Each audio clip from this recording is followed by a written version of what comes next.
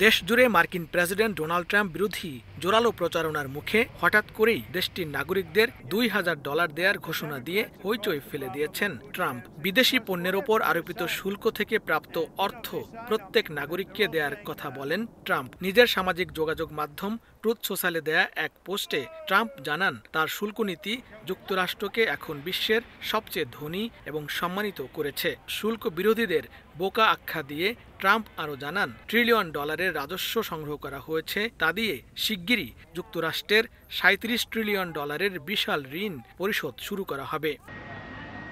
ট্রাম্পের এই ঘোষণা নিয়ে মার্কিন গণমাধ্যম এবিসির দিস উইক অনুষ্ঠানে প্রশ্ন করা হয় যুক্তরাষ্ট্রের অর্থমন্ত্রী স্কট বেসেন্টকে।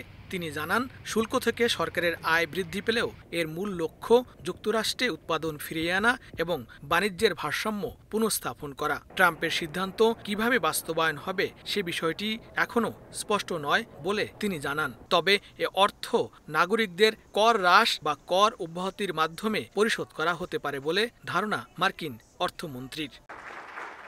মার্কিন নাগরিকদের অর্থ দেয়ার এই ঘোষণা এমন এক সময়ে দেয়া হয়েছে যখন যুক্তরাষ্ট্রের সুপ্রিম কোর্ট ট্রাম্পের শুল্ক অর্থনীতির সাংবিধানিক বৈধতা নিয়ে প্রশ্ন তুলেছেন। লস্কর আল মামুন, সময় সংবাদ, যুক্তরাষ্ট্র।